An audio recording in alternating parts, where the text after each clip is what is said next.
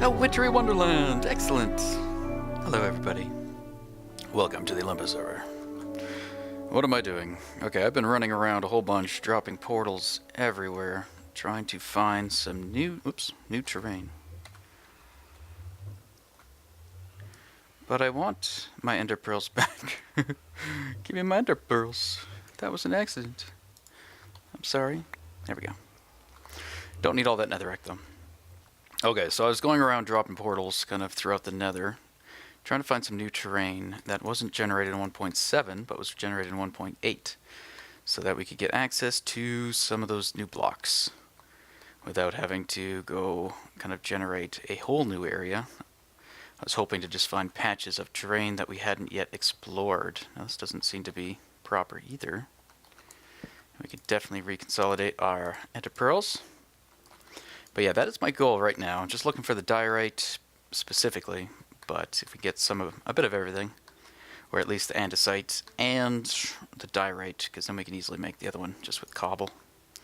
But I should be right close. So what I've done is I've taken one of the backups of this world and I've run it through an overviewer, which has allowed us to see. Okay, I think I'm right on the edge of old terrain though, or perhaps the backup I checked, we might have had someone run through here since then, because I think we should be seeing a lot of the new blocks if we were close enough. So I might need to go a bit further than I already had. I was aiming for kind of the border. So yeah, I've got a picture of kind of all the areas that we've generated. Not that I've seen. But I haven't been on very much either, so that doesn't say much. So yeah, that is my goal.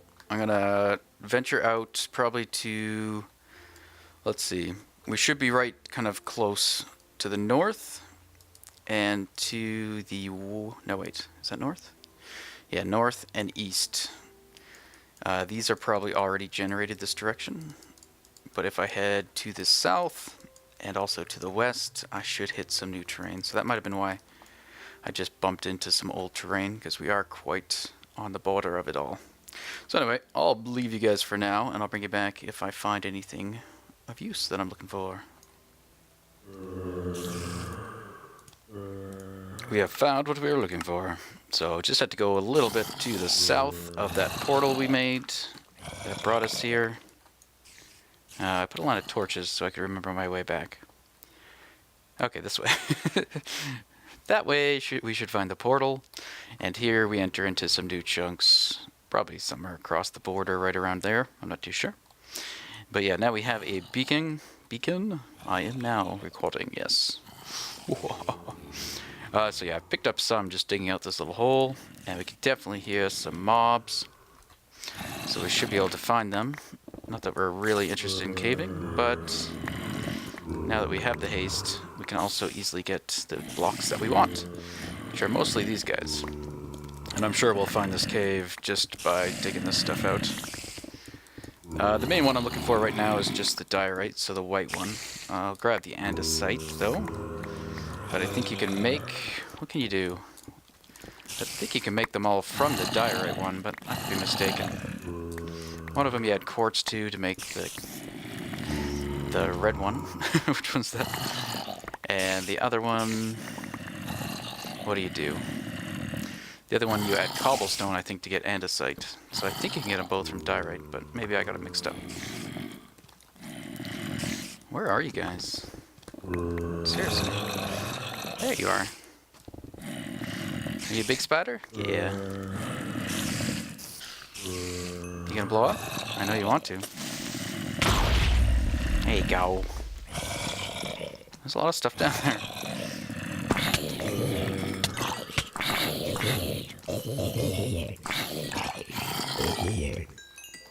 Okay. We found the noise. We conquered the noise. Okay.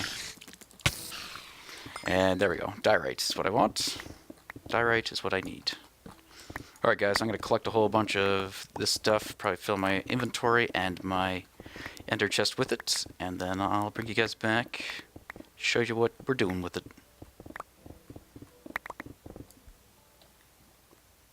Aha! So bringing a beacon was a good idea. Bringing a pick that was almost dead was not a good idea. So I thought I'd come down to diamond level and see if I could get some diamonds so that we could repair these guys. But looks like they are right over top of some lava. So we're going to make sure it's safe. But I do have my fortune pick here. There we go. Just lock that in. We only need 3, so I mean we're going to get them for sure. But not if I don't pick them up. So yeah, my inventory is already getting pretty full anyway, so I was thinking I could repair my things and then keep going, but I've reached the point where everything's pretty much full anyway. We've got 9 stacks of everything, plus an additional 9 stacks of diorite. Just got some more of those, although might as well do this since I was preparing for it. I've been smelting up some iron so we could make a anvil, which I think that should be enough. We need 3. And yoink. And then 4. Okay. So now we have an anvil and some latency, I think. There we go. Now we just have to make a pick. And we can repair our efficiency 5. Okay. Let's just save 2 since our inventory is terrible. Okay, throw you on the ground. Whoa, we're gonna do it. We did it. We've done it. It's done. It's been done. It's dealt. There we go. So the interesting thing now with how the repairing works is this thing's just going to gradually get more expensive, which I think is kind of cool. So eventually we're not going to be able to repair him. So I think our goal is to try to keep these picks alive as long as we can.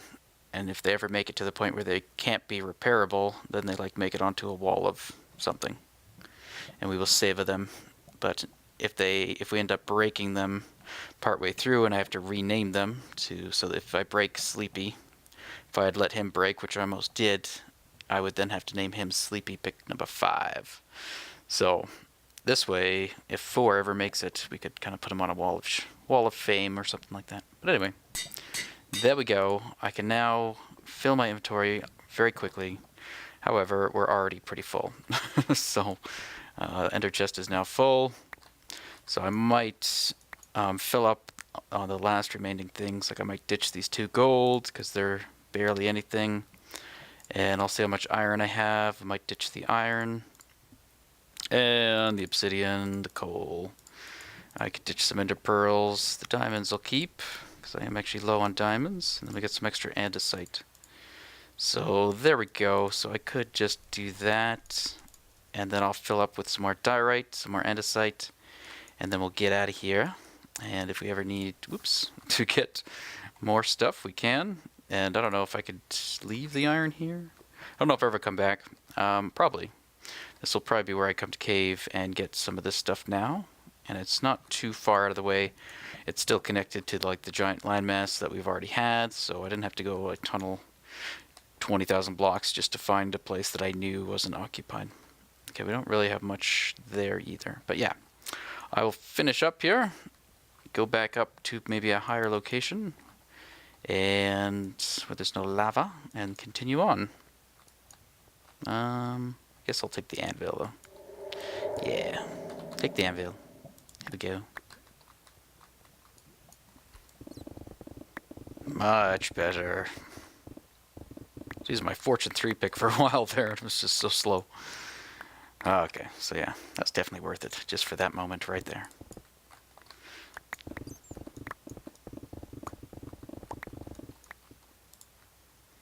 Alright, we're back. And we've brought a decent amount of stuff back with us. I did bring the beacon back. I wasn't sure. I thought about leaving it there and maybe going back for another haul. Typically what happens is I forget where I put the beacon. And then I just have that as a loss. So, yeah, I'll put that there. Instead of doing that, I took it with me. And if we want to set it up again, we can. So there we go. We have over 18 stacks of diorite. And a decent amount of the andesite and granite as well. So it's mainly the white one and maybe some of the gray one I want to use right now, but we'll store everything. But what I want to do is some work on a few areas to depending how much time we have. I'll show you what I have been working on, and then we'll move on to maybe getting some stuff done. I kind of want to get this guy capped on the top, so I might look at just reproducing what we have down here, up there, and go really simple. I might do this first part, and then maybe we'll have a bulge, maybe like a spherical part at the very top. I'm not too sure. I'll see what I can do. For the meantime, I'm going to store these new blocks somewhere, as I don't think we really have a place for them. But there is a spot over here that doesn't have an item frame on it. I don't know if it actually is capable of sorting things or not. It might be. It may just be that it doesn't have any items in it. So we'll have to see. It could be in use or could not be. Let's throw you in there. Alright, I'll bring you back when we've got some work done. Okay, so here we are at the top of the beam. Now, I'm not sure, like, I did this a long time ago, so I'm not sure, but I'm hoping these guys were made to be even. I think they are. If we go down here, I could count, I suppose. I just don't want to. So what I'm saying is the distance between that and this should be the same as that to that. I'm hoping. And it looks like it, so we're going to go with it. So what I'm going to do is at the top of this... Oh, please make it up here. I've had so many problems falling. I haven't died yet, but it's only a matter of time. So what I want to do is basically mirror what we have down there. And it is essentially starting like that. And all we're going to do, I think above this, is try to do something a little bit different. But for the base here, it'll be exactly the same. And then I think we're going to make it exactly the same up top as well. So yeah, there we go. It's as simple as that design is down there. Not much to it. So yeah, now we have all this space up above. So now I kind of want to make it kind of inflate a bit, or get a little bit bigger, I guess. And we can see how it's going to interfere with that. So I guess we can't get too much more space unless we decide to change that. Now this is the finished product one. I still have to change all these guys over. But this one incorporates some hidden lighting and some pistons, where these guys are very dark. So I really gotta just go and replicate some of the base. A lot of the tower just needs to be kind of have some work done on it. Alright, so don't really have a plan here. But what if we add in some of the andesite, the nice polished andesite. Looks very nice.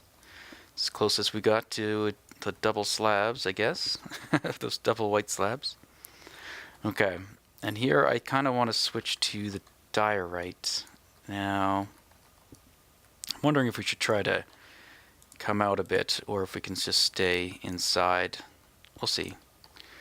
I kind of want this to look like a sphere, but it's going to be a rectangle, obviously. The most spherical... I think the most spherical shape we can get out of it is just this 3x3 with the corners removed kind of deal.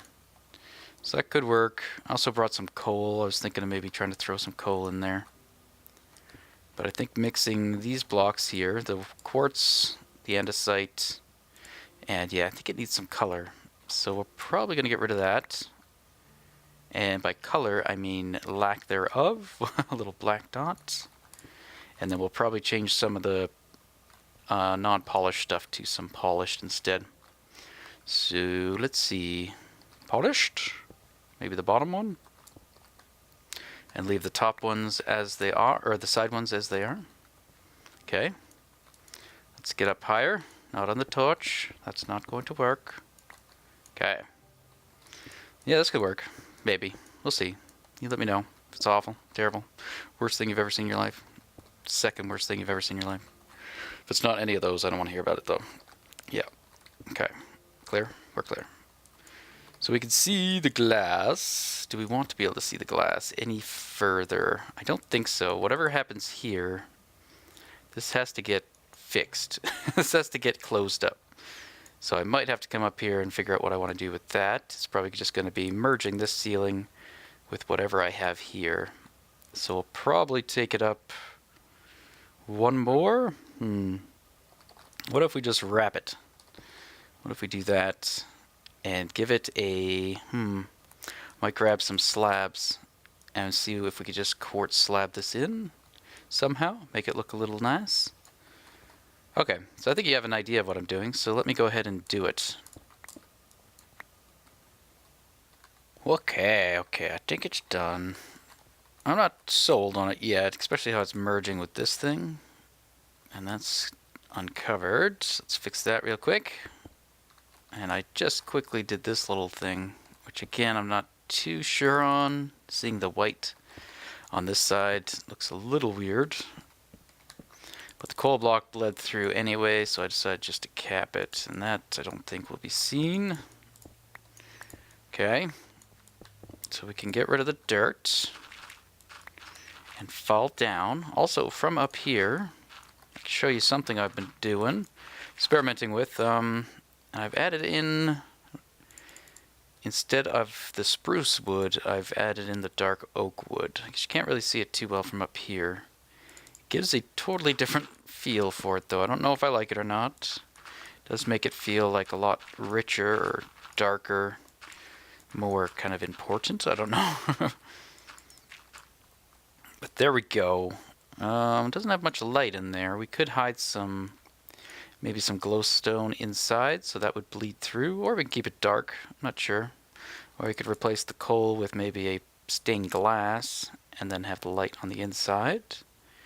As long as we keep the center 5 pieces that cross, as long as that stays intact, so that it can still be used as a item elevator. Okay. So there we have it. From here, doesn't look too bad, I guess. So it should have the same shape at the very base as it does down there, but it has an extra little part up top, which I think adds a little bit to it. A little dark there still, so maybe we should add some light.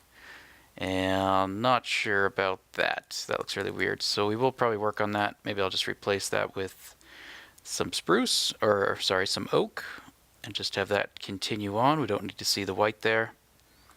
And I think that would probably do it. So yeah, this dark wood, dark oak, I've started replacing it. Originally I'd done it up these stairs, and I thought it looks kind of nice. So I went down the stairs. It still looks kind of nice. And then I just recently swapped out this floor.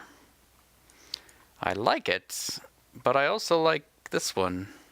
So I don't know if I should try replacing everything, or if that's just going to be too much.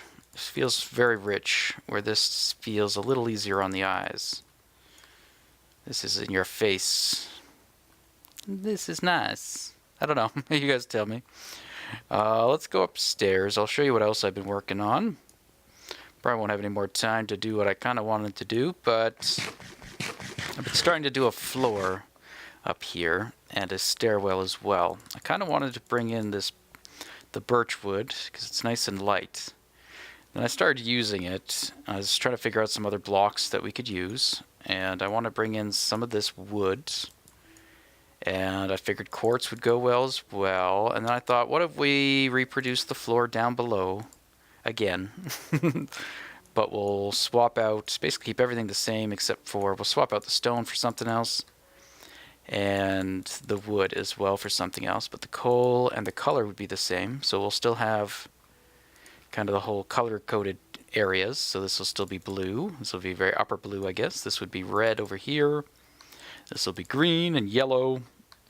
Now, the difference I want to do here is I think I want to do glass on top of it. So this would be a flooring. I don't know if I'll keep the quartz. It's kind of why I wanted to go out and get diorite. I think the diorite might look better on the floor and go a little bit better with our kind of blocky, stony look. Kind of a similar texture, more so, I think, to these than like quartz, which is just completely smooth and pristine. I still want to use the quartz, I think, for some accent lighting, and here I was playing around with a possible stairwell, but that's keeping this in. And the reason I'm starting to dislike it is it's very yellowy. So I think if we kept it, I would have to change my palette and get rid of all the whites and bring in like sandstone or something like that. And I don't want to do that. So I think I'd rather have lots of white and keep this area nice and bright. And I'm starting to rhyme. And we'll put some glass maybe up top So keep the same floor down below, but add a little twist and make it glass up here. Probably transition this somewhere else from the dark oak, if we keep the dark oak or not. And yeah, so that's kind of what I've been working on off camera. Did a bit of that. Also did a little bit of subtle work that you probably won't even notice, but I've built up like all these guys. That was the one that was already there, but I chopped down a ton of wood, grabbed a ton of birch because I anticipated using it. Got a whole chest worth of birch logs, but we'll probably won't even use it for this project. But I also did a whole batch of spruce, so I got these guys up on all four corners, and they change size, so we might modify where they change size compared to where they are right now. Most of them not functional, don't have ladders or string in them yet, but just got them in place so we could see what's going on and how they're going to interfere with these farms. So the farms, I've also done some work. I've added in a sorting system to the bottom of it, and I've added in some ice streams to connect everything. So the packed ice is where the water stream is that will take everything. So this just brings everything forward. That brings it that way, that brings it that way, and then they all meet up in the center, and they drop onto this little area here. And I'm using I gotta get some more of them. Using some hopper mine carts here to rapidly be able to pick up a ton of items. So if I just relied on one hopper, it would only be able to pick up about 5 stacks, and that would be moving the items at, I think it's like 2.5 items per second. So with the nature of this farm being that it's going to dump a whole ton of stuff at one go, and not like a trickle down effect like the sugarcane, that's not going to work. Most of it would just probably end up despawning before the hopper had time to pick it up. So the benefit of this is we can stack multiple minecarts on top of each other. And I did a little test. It's a little buggy in this version, but I tested the most recent version. And if you flow items to the southeast corner, they will get picked up. Because sometimes the area where a minecart will pick up items isn't exactly the whole block. Like if I were to flow them, I think, into the northwest corner of the block, the items would just end up staying there and despawning. It wouldn't necessarily be picked up by the hopper depending on its position. So yeah, that's why I kind of have this little zigzag of ice so that it makes sure that it goes all the way to the south and then also all the way to the east. So even though when these guys get filled up, the rest of the items will be sitting up in that corner, and as soon as there's room, they will be picked up. But I'm probably going to add in as many minecart hoppers as I need to basically instantly pick up all the items off the ground, and then we don't have to worry about any of them possibly despawning. So I set up some basic sorters, one for wheat, seeds, carrots, potatoes, and poisonous potatoes. Why not? We get them, might as well take them. So yeah, I don't think I've done much. I did some wheat already, and what I'm doing right now is doing the efficient way, I guess. So someone pointed me to someone's channel, but a very good explanation of how the whole farming thing worked. So kind of what Exuma Void touched on. This guy had a mod and everything, and really showed what was happening. So it is in fact, I think 10% quicker to do it like this, opposed to, and then doing it twice, instead of filling it up all the way. So that was interesting. So it's more than twice as fast to do it with a gap. And depending on how much basically sand or tilled soil is around, it works better. So this row right here is really well because it's got hydrated soil on both sides that isn't wheat. So this row is going to be really effective. Same with this row and this row.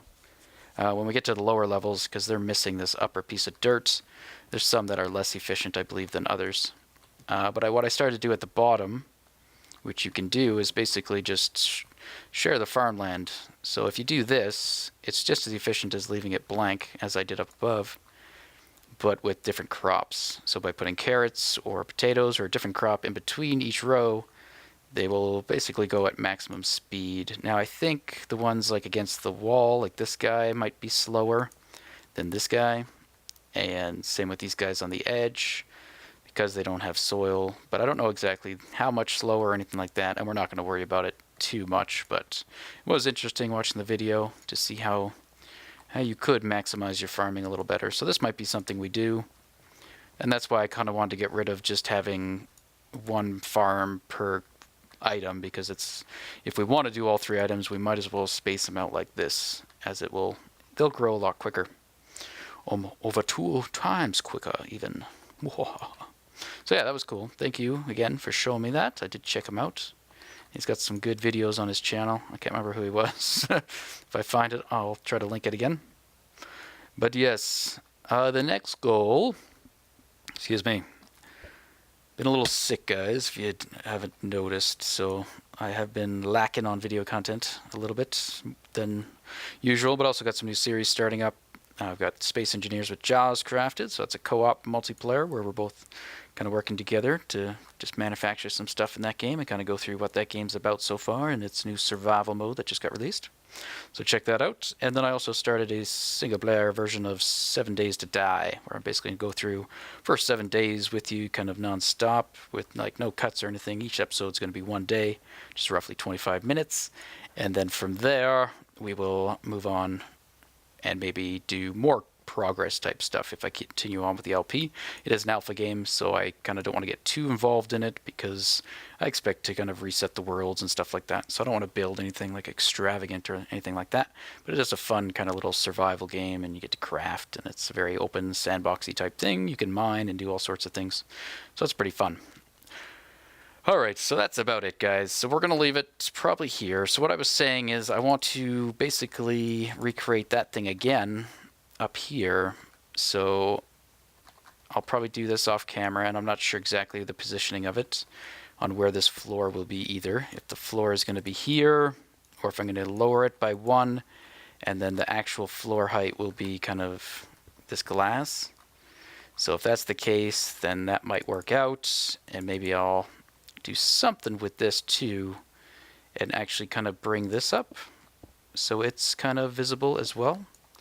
Kind of stretch that out from the ground and bring that forward to the top, and then that will connect to this and then basically kind of duplicate what I had just down below. We could even have possibly that spherical thing, the boxy thing with the coal and whatnot. So yeah, I kind of want to get the progress up here done and get the style on what this is going to look like. And then it shouldn't be too hard to just kind of fill it all in, basically. And then we got to figure out what we want to make use of the rest of the area. We still need like a cactus farm, pumpkin farm, melon farm, that kind of stuff. We want to have all those farms up here eventually. We want to expand on the tree farm and maybe look at how we want to automate that. I do find the best way to do trees is just to spam saplings everywhere. I started off with like 20 acacia, and all I did was I filled up the whole dirt with saplings and just kept chopping them down as quickly as they would grow. And just occasionally I'd hack at the leaves with my Fortune 3 just to get a few extra saplings, but eventually I got enough saplings where I could just fill in the whole area. And then I just left a couple of rows up here to remove at a later date. Alright guys, well, I'm going to call it, which I was trying to call it like minutes ago, so sorry for dragging that on. But I hope you enjoyed the episode. A little bit choppy, a little bit randomness, but just showing you that I've been working on stuff. I did also kind of hook these up, which you can't really tell. And I don't think that's going to be a very good toss. No. Goodbye, everybody. Oh, no. Whoa. Oh, Lord. Am I dead? We're alive. Somehow we lived. We lived. All right, guys. Yeah, I was going to say I hooked up pistons to all of them, but we still got to do the timing and the wiring for it. But I'll probably do that off camera and just show you the results. All right, guys. See you later. And maybe we could take a last look at the tower. Nope. Goodbye. We're going down here. Okay, that's how it's going to be. That's how it's going to be. I see. I don't know where that one went. Nowhere useful. That's where it went. Guess we could walk up the chains. This episode will never end. Okay. Okay. Okay. A little harder to climb now, since we kind of modified them a bit. Made them a bit beefier. Okay, I give up. I quit. Not playing anymore. Goodbye, everybody. Goodbye. You look so funny swimming. Now drowned. Hey. Hey. Ow. No. Stop it. Stop it. Stop it. Stop it. Drowned. Drowned. Did we end an episode like this already? I think so.